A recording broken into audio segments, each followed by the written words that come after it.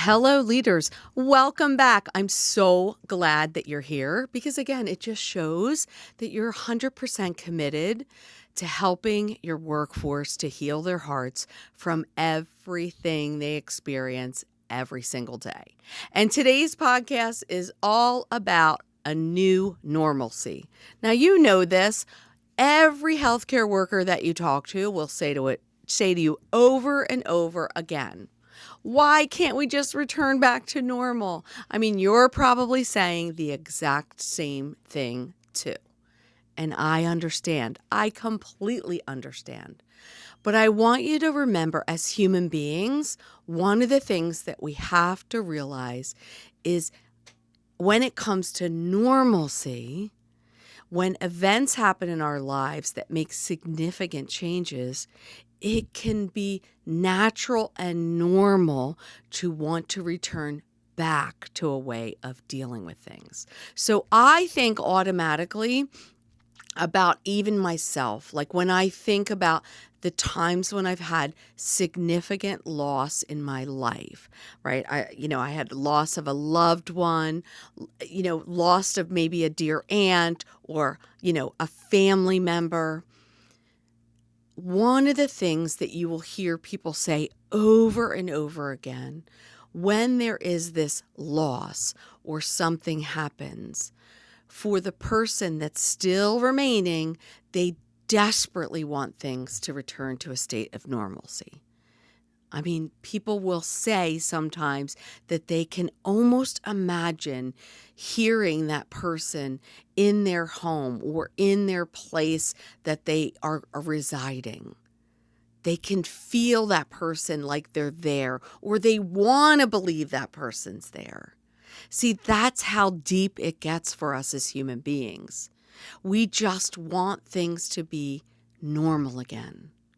And when it comes to the pandemic and all of those experiences that your healthcare workers have gone through, the truth is, you know this, it's very difficult to go back to the old way of doing things. And that's why it's a huge challenge for you as a leader, because you are going to have to plot a brand new course to help prepare your team members for new ways of working. That is going to require you as a leader being open and ready for change. You're going to need to model that as a role model. And for some of you as leaders, that can be a challenge in of itself. But I'm going to remind you, this is why you're here in life school. You're here to learn to be the best version of you. And it is 100% possible. And I'm also going to remind you, your workforce are still dealing with many of those experiences of providing care to people during the pandemic that has left many of them with holes in their hearts. And as a result, for them, coming back day in and day out and providing that compassionate care and pushing themselves forward is going to be a challenge until they can get to a point where they really can see that they have an opportunity to heal their hearts every day from those experiences.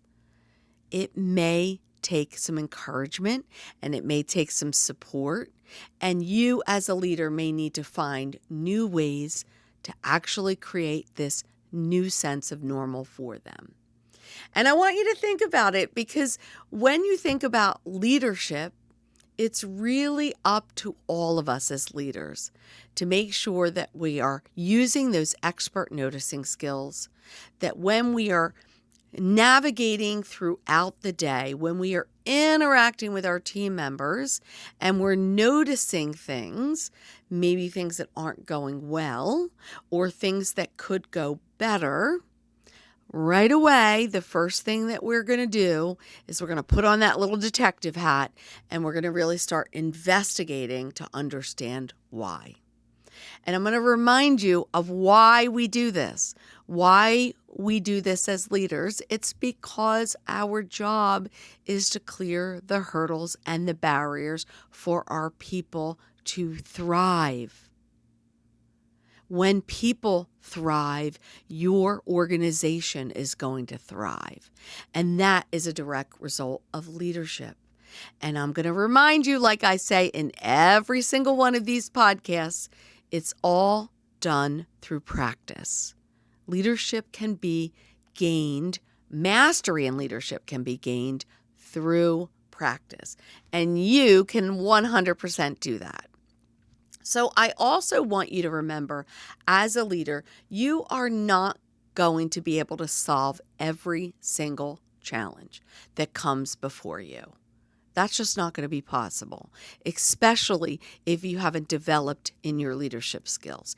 And that's okay. But one of the things that you can do is you can control how you respond to any given situation. You can't control if somebody's standing over you, screaming and yelling at you. You know this, but you 100% can control how you respond. And you will always see me say and remind you all the time, it's about building in that opportunity for pause. So how do you do that? I'm just going to remind you, it's by taking 3 nice deep breaths. And again, you're just allowing your lungs to inhale and exhale and giving yourself a minute just before you respond or react. It's just that simple. And I know what you're thinking. Sounds ridiculous. And people will notice that I'm taking a deep breath in and out. No, they will not. People will respond to that pause. They will notice that your immediate response is not a reaction. They will notice that you are just taking that pause out to just give a second to be thinking about how you are going to respond and react. So I'm going to tell you, and I'm going to remind you, everything that we do here in life school when it comes to leadership is really understanding that there are various emotional triggers that are going to put you in a state of reacting instead of responding. And once you realize these are, in fact, triggers that have the potential to have you respond and react, you're going to be doing a better job in managing your response.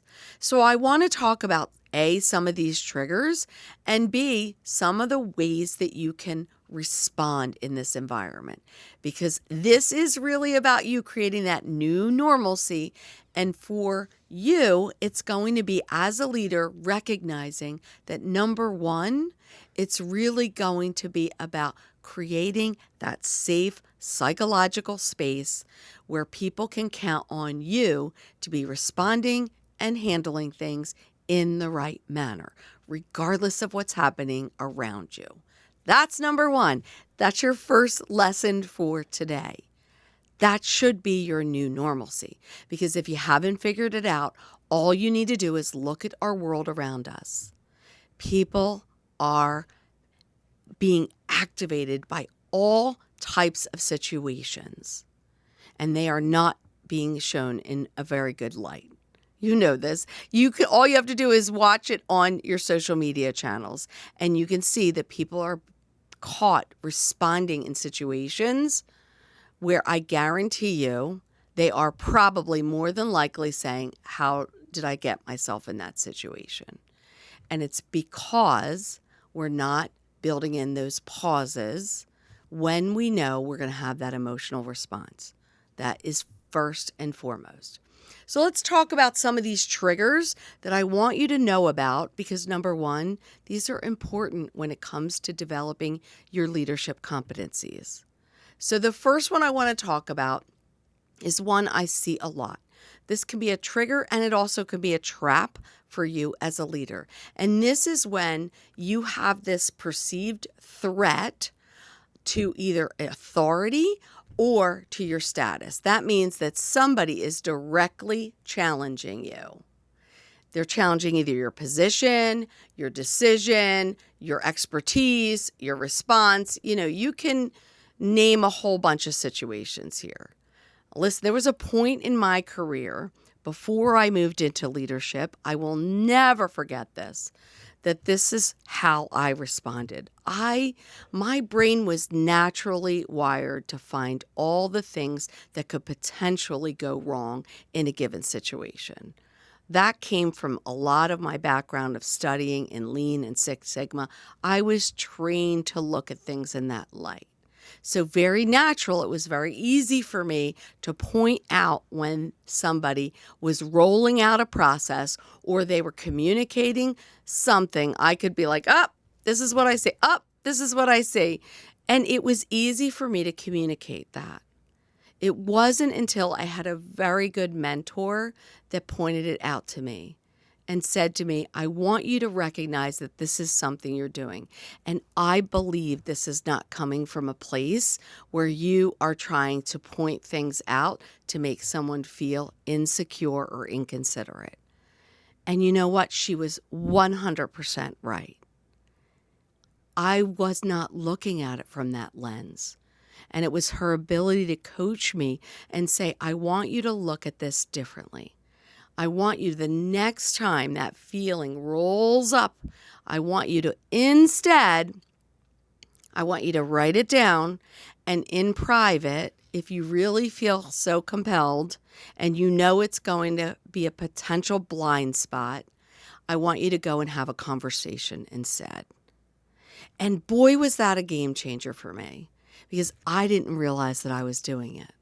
And so I'm telling you that the people that you work for, when you're rolling these things out, sometimes they don't see it either.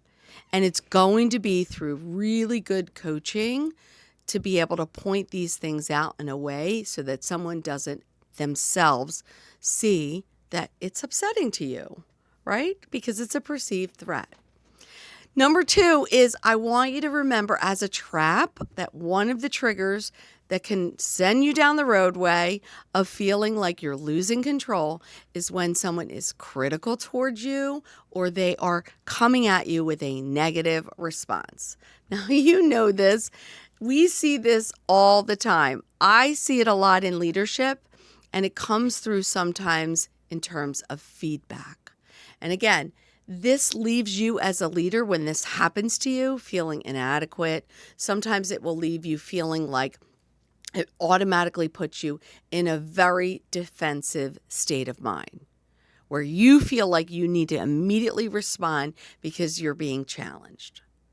And again, I'm going to remind you, look at our world and look at what people are exposed to every single day. Negativity and people being critical of one another. There is no reason why we wouldn't expect to see that in our workplace, because that is what people are exposed to every single solitary day. So I'm going to remind you as a leader, if this happens to you, what you need to be thinking of is how you can instead extend your perspective. How can you look at this from a different perspective? How can you look at this as how you might be seen as an outside observer and remove the emotional piece from this? And I know what you're thinking. You're probably thinking, that's not possible. It is through practice. It just takes a little bit of time and attention and doing it over and over again. I guarantee you will get better at it each and every time, especially when you build that pause in. It's 100% possible. Number 3 is, I really want to talk about how it feels or potentially could be a trigger to you as a leader when you feel like you lack the skills to be able to address either conflict in a way that's going to produce positive outcomes, or you're just not at all skilled with handling interpersonal tensions. Now, you know this. You've probably seen this in yourself, of being stuck in the middle of a conflict or a power struggle, or that somebody is just not getting along. It happens everywhere you go. And I'm here to tell you, number 1, this is something that you will develop in time and get to mastery if you practice it enough. And number 2, it has to do with building your skills. One of the best tools and pieces of advice I can give you is a tool that I used to use when I was leading teams. And you can develop this, you can create this all by yourself. It's a simple tool that's a tool that's designed for you to give to somebody to say how you want to be coached. And again, this idea really stems from this place that as human beings, we are all individuals. The way you coach one team member may not be effective in coaching another. So why not invite that person to the table and to ask them, how do you want to be coached? Let's start off with maybe that first question is if I'm going to deliver feedback to you, how do you want to receive it? And people will be honest with you. They will tell you, if you're creating that safe psychological space, they will tell you what they want. But again, it involves making sure that you're building a trustful relationship with that person from the start. And number two, it's about making sure that in that process of really looking at how you can coach to the individual, it's that you're recognizing that there may need to be some flex that you're going to need to do. You're going to need to look at things from that lens of how can I customize my approach to meet that individual need for that person. And that is going to be a game changer once you start to realize that's well within your reach. Number 4, I'm going to remind you that another big trigger for leaders is when you find either yourself in a situation where there's ambiguity or there's a lack of clarity. So that, for me, I always say in healthcare, you know this, priorities have to shift very frequently. Your landscape has to shift very frequently. Sometimes expectations don't align with that because we're not communicating in sync with that. We're not keeping people abreast. And because of that, they don't have an ability to prepare. And that's going to force you to feel like you're in an uncomfortable place because you're not being clear with your expectations or how you want to see things managed. And you will always hear me say, whenever things are shifting, it's an opportunity to reset expectations. It's an opportunity to remind people that we are in the business of healthcare. And again, when it comes to healthcare, it's completely unpredictable. And by coaching people and letting them know it's going to be okay. I know right now in this moment, it feels a little overwhelming. That's why I'm here to support you. That's why I'm here to guide you. That's why I'm here to help you.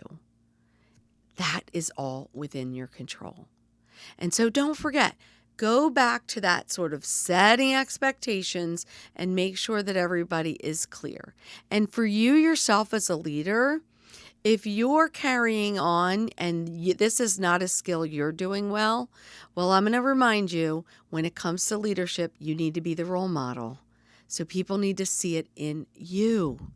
So if you're struggling with this, work with a mentor, work with a trusted colleague. Let somebody know, whether it's a peer of yours, this is an area I'm struggling with and I'm trying to get better. And pace yourself and build in those moments where you're taking a breath and you're paying attention to all your verbal and nonverbal ways of communication. Because you might be taking a deep breath, but if your eyes are rolling and if you're grunting and making noises, your team members are going to see that you're not an agent for change. And that is 100% within your control. And it should be, because again, you're a leader.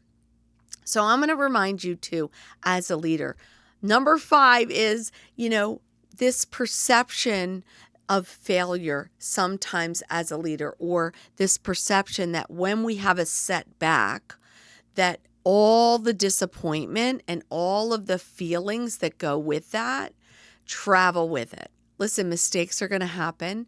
You're going to miss opportunities. You're going to miss meetings. You're going to miss being prepared for a meeting. You may miss a financial target. You may miss a metric. Those things are going to happen. That's part of life. And one of the things that I want you to never, ever, ever forget is the way you respond in those situations by just recognizing everything that's going to come to you.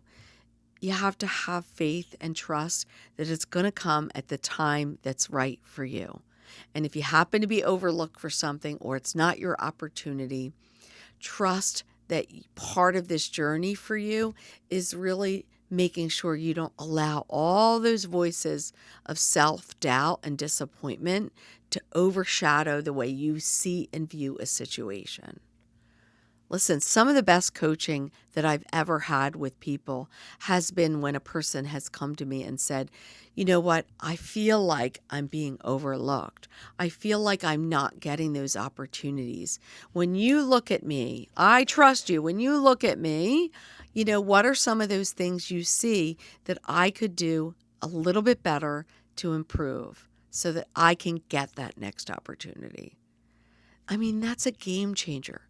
So don't forget that if you find yourself in that situation, because very often, this as human beings, we don't always see ourselves in that light. And I want to believe it comes from a place because we only want to see the good things in ourselves, right? And who's sitting here wanting to point out all the things that we're doing wrong? Not a lot of people. We want to look at those things in a different way. And some of that comes with the way in which we decide and determine that we're going to look at this and we're going to look at it differently. Another trigger that we can see happen to us, or even a trap when it comes to leadership, is this. You are working in an environment where the stakes are very, very high. It's like a pressure cooker environment. You can't predict what's happening around you. And as a result of that, and because you're dealing with people, and those people that you're managing and leading are taking care of people that are not well, and again, because you don't know their circumstances or their situation, when something happens, everything gets amplified.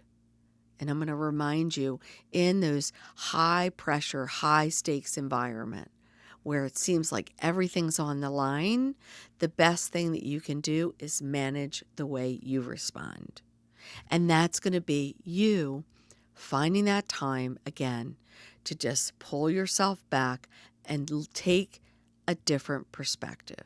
And this is going to be hard for most because we live in a world where we are living in an environment where everything is at our fingertips in seconds, nanoseconds. And so this natural pause and slowing down the pace isn't something that most people feel comfortable with. They feel like they have to race from one thing to the next without allowing their body that necessary time to rest. I'm going to remind you, your body needs rest too. I mean, if you just take and inhale air into your lungs and you don't allow yourself to exhale, you're going to die. That's the way your body is designed. Everything is an intricate machine, that everything works in tandem. And when one thing doesn't work, it affects everything. And so I'm going to remind you, as a leader, that's your opportunity to really look at it from that different perspective. And then I'm also going to remind you, when it comes to leading people, I don't want you to ever forget your own personal life experiences can often get in the way. And they can just begin to stack up because of what you're going through, maybe in a given day or in that moment. And just another thing on top of that is really just getting in the way and causing a tremendous amount of stress and piling it on. And, just the other day I was watching the movie My Cousin Vinny, which always brings a giggle and a smile to my face. And I love, love, love the scene where Vinny is preparing for trial and he's so incredibly stressed out and he's at that cabin trying to sort things out. And, Lisa, his girlfriend, is the one that's, trying to remind him that her clock is ticking and he promised her that they were going to get married when he won his first case. And this was the only thing that was on her mind. And then he literally goes into explain to her all the different Can we just stack other things on top of it? You know, I'm dealing with all of these things, right? And it just makes me laugh because it reminds us here when we're in life school, sometimes like instantaneously when he goes through that list of all those things he's worried about. And I also have to about you and your, time clock, right? Your biological clock. She's like, okay, maybe this was a bad time for me to bring it up. I love that because we don't often realize that when we're navigating in life school. And we have to remember that we're human beings. We're all coming from different perspectives. And sometimes it's just that the things that are coming on top of us are being stacked up. And we have to really be aware of how we respond and react and how we build in that extra support for ourselves so that when we respond, we feel like we can do it with confidence and with poise and to be at ease instead of responding in a way where we're really saying to ourselves, I can't believe that I did that, right? We've all had those moments. And I'm going to remind you one of the other traps that I see a lot when it comes to leadership is this tendency of control, right? You know this as leaders.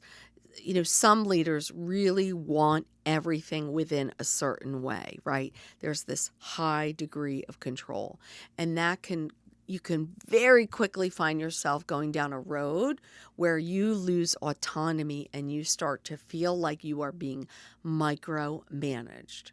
You're being second guessed. And again, that's going to trigger you to want to hold on to things tighter, because what happens when we start feeling like we lose control? Well, we want to start gathering the control of everything that happens around us. That is normal behavior. But I'm going to tell you, if that happens and you're feeling like you're losing control, I'm going to remind you to take that step back and take that step up and look at it from a different perspective. And if you feel like you're missing out on those opportunities, then be bold and be courageous and find an appropriate time to have a conversation and ask for that inviting feedback. Listen, there's been so many times I've had to do this either myself or I've had to do this when I'm coaching other people to help them get to that conclusion as well. It is absolutely 100% possible to have a really clear picture when you begin to recognize that some of this work that you're going to do here in life school is really about seeing things from a different perspective, a perspective that may be different from the one you're seeing in that moment. And these are all challenges that you're going to face as a leader every single day. And I want you to remember that as an exemplary leader, if you want to attain to that, you want to get to mastery, you want to get to that place where it doesn't matter what happens in your setting, that it's going to be okay because you can, talk people off a ledge, you can get them to a place where they can, bring the temperature down. It's going to be about you sharpening all those tools in your toolkit and realizing that what might have worked the last time might not work the next time. Again, remember what I said in the beginning. This is a new normalcy. And part of that is you helping to guide the way with change. And I've been doing so much reading in the past few weeks, and I feel like almost every journal that I'm picking up or any business article that I'm picking up is really focusing on this need for leaders to have and embrace a new mindset and really to shift their way of perceiving the way leadership has been done. Moving away from like those old industrial age sort of way of thinking and taking a more humanistic approach to leading people. And I love this. I can't agree more. And I feel like shouting out from the rooftops, absolutely, what are we waiting for? I mean, people are people. They're going to come to work and they're going to have a lot of issues. And they're going to be looking for a leader like you to be that person that's going to help them manage through a situation in the day-to-day and take a humanistic approach. But that's not going to come without you shifting the way you view people. Listen, I've seen it over and over again in the field of healthcare. Hundreds of examples of people that truly believe that you're hiring a warm body. And I'm going to challenge you. If that's your mindset, that's where you need to start. You're hiring a skilled professional, somebody that you're bringing into your organization, and your expectation is through your leadership and through your support, you are going to guide and direct that person to give the best care possible. And before you start shaking your head and thinking that it's not possible, it is 100% possible when it comes to you modeling the way as a leader. So if you're shifting to that humanistic approach and your staff is beginning to notice that, then very quickly you're going to see a change. So I'm going to remind you, one of my earliest podcasts, I think it was like podcast 2, I shared the great work of Meng Tang in Search Inside Yourself. And for those of you that don't know Meng Tang, he was a Google engineer who became sort of this personal growth pioneer and guru at Google because he was passionate about making sure that people every single day found joy and happiness in the work that they did. And they were attacking work with this sense of purpose. And I love, love, love this. We're not going to cover everything in this book. And again, I'm going to remind you, go and get it because there's some beautiful reflections and a lot of examples of how Meng took this entire program and then created this at Google for all the engineers so that they could begin sort of searching inside and making sure that they could tie their success with their own happiness and something that's greater for humanity, which is the greater good. So I do want to cover an example in the book, and I think it's so important, and it's on page 132 in the book.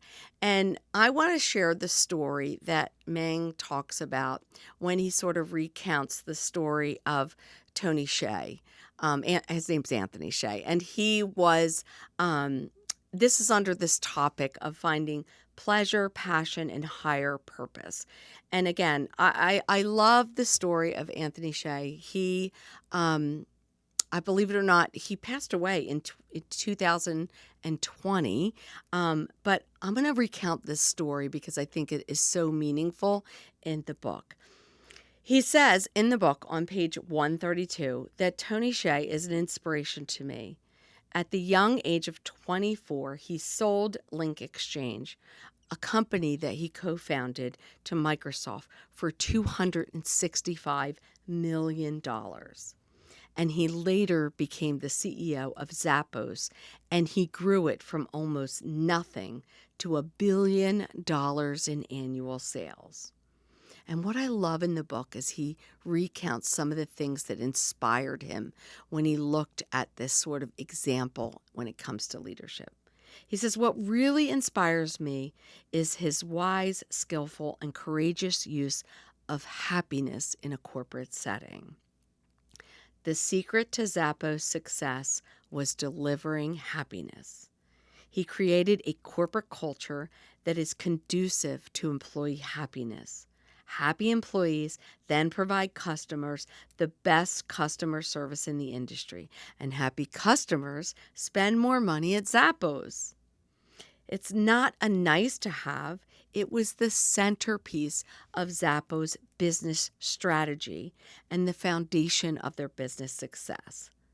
And I love how he tied his success to 3 types of happiness: pleasure, passion, and higher purpose. So, number 1 was pleasure. And he said, this is the type of happiness that's about chasing that next high. It's a rock star type of happiness because it's very hard to maintain unless you're living the life of a rock star. And if you think about this is so important because so many people are chasing this elusive dream. If I just get this, then I'll be happy. And they're still not happy, right? So it makes perfect sense. Number 2 is passion. That's also known as flow, where peak performance meets peak engagement and the time just flies by. You know this because when you're in a state of flow, time just slips away. You are producing and doing what you're doing best and what you love in every given moment. And boy, isn't this the place we would love to get every healthcare worker to be able to do under your leadership? And again, I'm going to challenge you when you see someone struggling in that phase, I want you to go back and think about what does that person need in terms of support to get them there. They may need more education. They may need more hands-on experience. There's a lot of reasons that go behind this, but you as a leader, you are poised to be able to figure that out. And number 3 is higher purpose, which is my favorite because we're talking about the field of healthcare. And in my opinion, there's no greater purpose than helping and caring for people that need help the most, that are sick and not well. And he says this is about being part of something bigger than yourself that has meaning for you.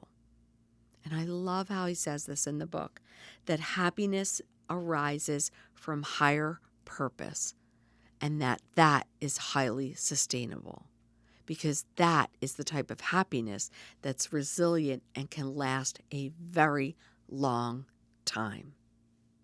And Tony's insights suggest that spending most of our time and energy should be working in that state where we're connecting ourselves to that higher purpose. And that is the best way to find motivation at work, is to find your own purpose. And if you know what you value most, and you know what's meaningful to you, and you know what you can work on to serve yourself to get to that higher purpose, when all that happens, that your work can become a source of sustainable happiness because you're good at it and everybody is happy doing it. And I love that in the book because, again, I want you to think about a time in your own career where you really felt like you were in sync with your own personal values, where everything was lining up, that sense of purpose. Again, and as a leader, I'm going to remind you, you have the opportunity to teach this to your teams, to really convey to them there is no greater work that you are doing because you are a person who came to this earth here in life school and you are wired to care for people. That is your purpose in this world. And my job as a leader is to make sure you can do this and you can do it well. And I'm going to do this by supporting you and encouraging you and thanking you and appreciating you and pushing you on those days where you just don't feel like you have it in you. I'm going to be here to remind you, you do, because that's what you were put on the earth to do. And I see something in you that you don't see in yourself in this moment. And for that, you are truly powerful. And I don't want you to forget this because I think Meng Chang does such a great job because he reminds us in the book, we have to be fully aligned, right, to our values and that sense of higher purpose. And I will tell you for myself, I've done a lot of work on sort of core values and education on core values and knowing those things that are important to you, right? And as a leader, you need to know your organizational values and making sure that your behaviors and all of your response and the way you are reacting and communicating and interacting is in alignment with that. And it also requires you to know your own personal values. What's important to you? So I always love to give the example of, I feel like the perfect example is if you're the type of person, like let's just think about this. If family time is so important to you, it is the most important thing to you when it comes to your own sort of core values, then working maybe in a job where you're on call or you're taking calls late at night or you have to work or you're going to be interrupted in doing things, then that might not be the right fit for you, because it's not going to feel like you can work in a place where that is your values. And that's okay. Listen, there's plenty of people, and we're not here to judge people, right? There's plenty of people that are here in life school that have all different types of things that are meaningful to them, right? There were points in my career where that was critically important. Maybe when my kids were very little. And there were points in my career where, you know what, I had more flexibility and the ability I had different values that rose up and were more important to me. So number one, I want you to remember and keep that into consideration. Knowing what's important to you and your own values, you've got to do that hard work. And so if you struggle for knowing what's out there, there's so many tools. You can Google different free resources and different paid resources to be able to do that. And in fact, I always have to give a shout out that the Barrett's Value Centers, for a nominal fee, has a really good personal values assessment that you can take to really get an understanding of what values are important to you. Many years ago, it used to be free, but it's a nominal fee. So if that's something you're struggling with, I would definitely suggest looking into that, or looking into one of those free resources. Or just take the time out to look at personal values that are important to people and get a list. Google that or get a list under your hand, and then just look at those things that you think are number one on your list. And again, this is your list. It's not somebody else's list. And don't make the mistake like so many people do. They look at personal values and they look at it from the lens of, this is what I aspire to be or I want to be. That's not what I am or what's important, right? And so there is a difference there. And that is so critically important to do that. And I want you to always remember, we touched on this in this book a little bit about the importance of happiness and joy and bringing sort of inspiration to the workplace as a leader. I cannot stress this enough. Listen, you know this. You're coming to work, you've got things that are on your plate. So are your team members. But if you as the leader, the role model, are coming to work and you're showing up and you're allowing yourself to get activated and you're frustrated and you're annoyed at everything that happened to you on the drive in, then I'm going to tell you, take 5 minutes in your car and try to work at shifting your energy and recenter yourself through quiet meditation or reflection. Just be in silence and focus on your breathing, maybe for a few minutes. That might get you there. Remember, you're the role model. And so if you're responding in a way, how do you think your team members are going to respond? The exact same way, because you're giving them the free pass to do it. Because you're doing it, so why shouldn't they? And I'm also going to remind you today, I was having a conversation with a dear friend, and we were talking about leadership and the importance of leadership. And she gave me this beautiful analogy, and I really want to share it with you today. I said to her, I'm going to put that in the podcast today because I think it's really meaningful. And she said, Arleen, when I think about the role of a leader, now this person wasn't a leader. This is a person that was telling me about what's important when it comes to leadership.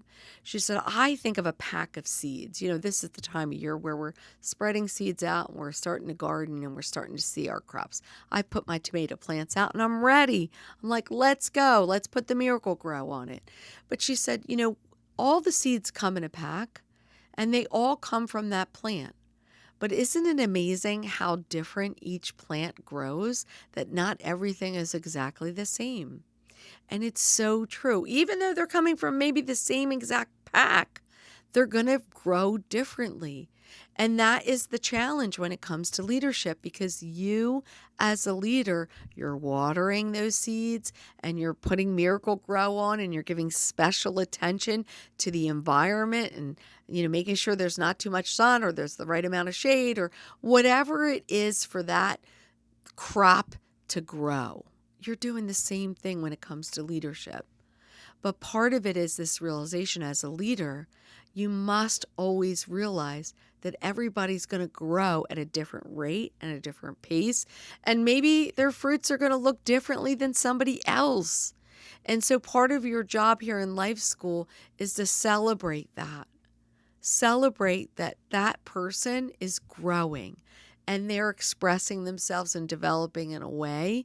And again, if you in your response are always showing compassion and love and consideration in the way you're responding, you're setting the stage for them to do the exact same thing. And they're turning around and they're providing care to people. So that is your reason for actually taking the time to do this important work. I cannot stress it enough. I know it seems trivial, but it really takes practice and skill development and focusing on those core leadership competencies. And the way you respond by creating an environment for your people to thrive instead of barely survive, that comes from you. And I can't encourage you enough to make sure that every single day you're not missing the mark and the opportunity to engage in joy and happiness and appreciation and thankfulness and gratitude and building that into your daily routine. Because to meet this new normalcy, to be able to push forward, to help your team members prepare for uncertainty and different ways to lead in a healthcare setting with all the challenges we face, right? And staffing and healthcare and having even a workforce that's well enough all the time to be present. There's lots of moving parts. For that to happen, it's going to need a leader that creates that pathway. And that is all up to you. And I invite you to do this because number one, that's your duty and responsibility here as a leader in life school. Your team members are counting on you. In fact, they really secretly want to be led in that way. And so you want to be that type of person that is able to create those conditions for your team members to thrive. Listen, I hope I gave you something to think about today. And I hope in your quiet reflection, when you think about this new normalcy, this new way of working in a post-COVID world, it invigorates and excites you to create that new picture for your team members and to encourage them, don't worry about the past. Listen, everything changes and evolves here in life school. And it's about us creating a new way to move forward so that we all can be the best healers possible and to do the important work we were designed to do. I hope to see you on a future podcast. Goodbye, everyone.